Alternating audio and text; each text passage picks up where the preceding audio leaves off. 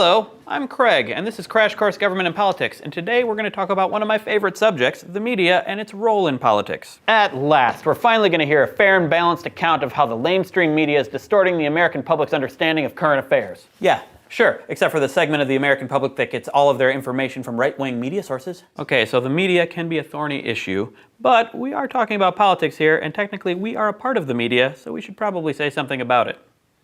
Other than how awesome we are at it.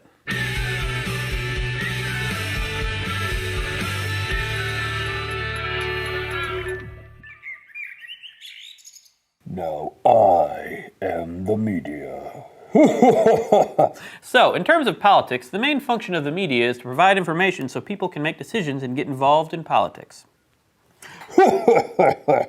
Sorry. For the economically inclined, the media lowers information costs. Rather than going out and researching what we might want to know, which takes time and effort, various media outlets tell us stuff that they think we will find useful. We probably have a sense of what we mean by media, but it's a good idea to break it down into types because each of the forms of media works slightly differently, and the role of the different types has changed a lot over the years. There's a lot more beards, for instance. The oldest form of media, at least that we are going to talk about today, is print, which means newspapers and magazines. Print is no longer the main source of information for Americans, but it sure used to be, especially in the days when some large cities had papers that would put out a morning and afternoon edition. But just because fewer people are reading print media doesn't mean that they aren't very important. For one thing, most of the other news media organizations rely on print for their news. Newspapers like the New York Times and the Washington Post still break most major news stories and provide a lot of information for television and internet news. Print media also tend to offer more detailed and comprehensive news stories, although this is changing quickly. One aspect of print media that is often overlooked is that it's still the main source of news for educated elites, and these are the people whose opinions tend to matter a lot in making policy. If you're skeptical about this, watch a morning news program or check out an article on a news aggregator website and see how often the program or article references the Times or the Post. You might be surprised. The second oldest, and in some ways still most important source of political information comes from broadcast media. As a YouTuber, I hate to say this, but television still reaches more Americans than any other form of media, and it remains an important source of political information. Radio is less important at reaching a diverse mass audience, although talk radio, especially conservative talk radio, matters a lot in the political media landscape. Despite its massive reach, broadcast media has a significant drawback in shaping public opinion. Television stories are very short, usually less than 2 minutes long, and therefore less informative. A third major media force in politics is, what's that called? The internet. You probably already know that though since you're watching this video. It's a little bit tricky to write about how the internet affects politics because it's changing so rapidly, but there are a few things we can say. As a news source, the primary advantage of the internet is that it can update so quickly. This is great for breaking news, although there's an argument that it pushes news organizations towards creating more stories and hot takes, also my nickname in high school, rather than deep reporting. In the early days of the web, internet news was mostly just online versions of print newspapers, but that landscape has shifted a lot. First came blogs about politics, and then sites dedicated to politics, which, this being America, tended to polarize into right-wing and left-wing sites. The growth of social media provided new avenues for politicians, campaigns, and parties to get their information to the masses, and now every candidate has at least one Twitter profile and Facebook page, and they probably got a Snapchat and a Tumblr, and maybe a Tinder, and staff dedicated to maintaining a social media presence. This can be great for lots of information about a candidate or their policies, but it's hardly unbiased news, so if this is your only source of information, you probably aren't going to get the full story. For a sense of how the media landscape has changed over the past 2 decades, check out this chart. That's right, we got charts here, because we are video media. The surprising thing to me about this data is not that so many more people are getting their news from online sources, but that such a high percentage still relies on television news, especially if you combine local, national, and cable news programs. Sometimes I forget I have a TV. I guess you can chalk it up to information costs. Without any research on your part, watching a nightly news program will keep you decently informed, and it only takes 22 minutes of your time without the commercials. So just sit there and let the TV do the thinking for you. I should probably talk about those commercials a little bit. One of the really great things about the internet is that it opens up the possibility of a lot more non-commercially supported information becoming available. There's no commercials on the internet.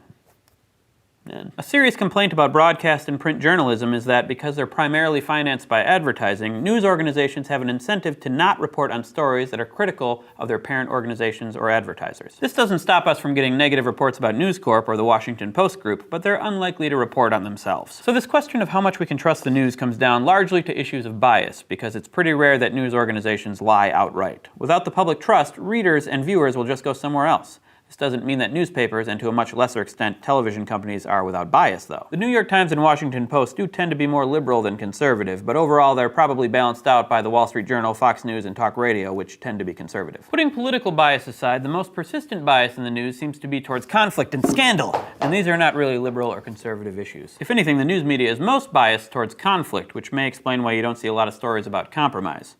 Two politicians smiled and shook hands today, and then walked away, happy. Doesn't sound interesting. Let's look at the three main factors that affect news coverage in the thought bubble. The first factor influencing the news is the journalists who make it. Journalists are even more important than their bosses, the publishers, because they have the discretion to report and interpret the news. If you think the news is just the facts, then it's useful to remember that the New York Times slogan used to be, "All the news that's fit to print." Do reporters have a bias towards one political ideology or another? Probably. More journalists identify as liberal and as Democrats than say they are conservative or Republican. The next factor to consider is the source of political news, the politicians themselves. Politicians do a lot of things to create a positive media image for themselves, and this goes beyond shaking hands and kissing babies. They show up at important events, like opening day of the baseball season, or natural disasters, and make the most of these photo opportunities. They also cultivate relationships with reporters, because if a journalist likes you, they might be more likely to write something nice about you, or at least something less mean. One of the best ways to cultivate a good relationship with a journalist is by leaking information to them. A leak is a disclosure of confidential information to a journalist, and politicians can use them to cement relationships with news organizations and to make sure that a story is reported the way that they want it reported. Reporters have a hard time refusing a scoop, so if a politician gives insider information, they can usually influence the way the reporter will tell the story. Thanks, Thought Bubble. Even more important than leaks are press releases. These are stories written by politicians, or more likely their staff, that are released to the press. Politicians hope that stories will be reported with minimal revisions, and they often are, especially since there's so much pressure for news organizations to put out content as quickly as possible. News organizations like them a lot because they lower the cost of producing information, but advocates of responsible journalism worry a lot about them because, coming directly from politicians, they're certain to be biased, and when they're reported as straight news, they can be misleading. The third factor influencing the media is us, the consumers of news. Why do we matter if news is just a matter of reporting what happens? We matter because producers of news want us to read and watch it, so they make news that we will want to read and watch. In practice, this means that the news will be tailored to the groups of people most likely to consume it. And those people are not always a good cross-section of Americans as a whole. People who watch and read the news tend to be better educated and wealthier than those who don't, and media producers respond to this. What this means in practice is that certain segments of the population and their concerns are underreported. Among the large groups that don't get media attention that is proportional to their size are the working class, especially union workers, religious groups, veterans, and various minority groups. So the media plays an important role in American politics as the filter through which politicians can make information available to the public. The media, as the name suggests, mediates this information and shapes it in powerful ways. In the sense that it doesn't actually create or change the structures of government, you could argue that the media isn't all that important to the American political system. But if you believe that information is key to understanding why and how American politicians act, then we start to see media in a new light. In many ways, the most important thing about media is what it doesn't cover. It's really hard for voters and other citizens to formulate opinions and try to influence their elected representatives if they don't know that something is even an issue. Even in the 21st century, when there are so many more sources of information to choose from, there are still stories we don't get to hear. The first step to hearing them is probably a better understanding of the media and its importance as a political institution. Thanks for watching. See you next time. Crash Course is produced in association with PBS Digital Studios. Support for Crash Course U.S. government comes from Vocal. Vocal supports nonprofits that use technology and media to advance social equity. Learn more about their mission and initiatives at vocal.org. Crash Course is made with the help of all of these unbiased journalists. Thank you. Except for that guy. He's pretty biased. That was not even a journalist. I don't even know who that is.